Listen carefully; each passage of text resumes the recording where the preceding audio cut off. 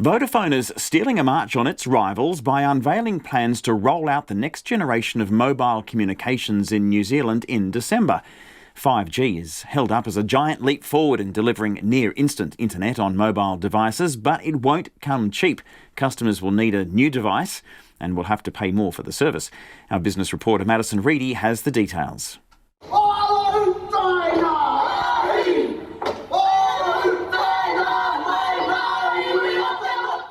That isn't your typical haka.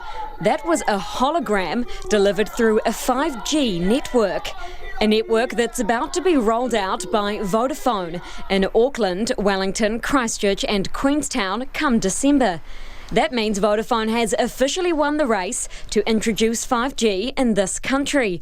Vodafone's chief executive, Jason Paris, is pretty chuffed. Others have been talking about it, we've been doing it. We're really excited about the opportunities we've seen internationally. We've rolled out 5G in Italy, Spain, Germany and the UK. We can see that customers are enjoying it, but we can really see that it's transforming businesses, and we want to make sure that New Zealand businesses maintain their competitive advantage, so we've brought 5G forward. The 5G mobile network is expected to be up to 10 times faster than the existing 4G. It has less lag time and enables new technology like higher resolution video and holographic phone calls, like this one. Tony, let's have a crack at this and see.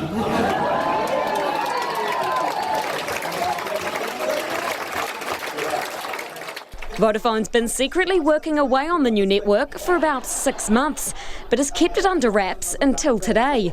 Mr. Paris says it's been able to accelerate its plan to launch 5G since securing new owners, who've bought the New Zealand business for $3.4 billion. Today is also day one of a brand new Vodafone. We've got long-term investors in Brookfield and Infratil, so we're bringing Vodafone New Zealand home, closer to New Zealand, and because of our new owners' belief in this strategy and belief in this organisation, they have allowed us to pull forward this investment and launch it earlier than we intended to. Over the next 5 months, Vodafone will spend tens of millions of dollars transitioning 120 of its cell sites to 5G and upgrading about 400 of its 4G sites. Some critics think that suggests this is just a 4G facelift, not the full Monty 5G.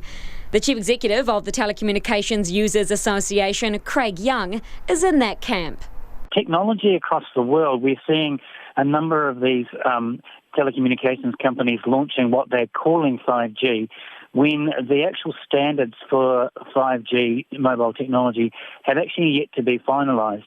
And so what we're seeing is companies like Vodafone launching using technology that's available at the moment, which is as close to 5G as they can get with the standards that are in place at the moment and with what regulatory authorities such as New Zealand will let them do. So it will be some time since we see the full impact of what we're calling 5G. But no matter the detail, Vodafone's launch means it's stolen a march on its New Zealand rivals. Spark planned to be the first to launch a 5G network, but hit speed bumps when the GCSB blocked it from using equipment from China's Huawei in its rollout.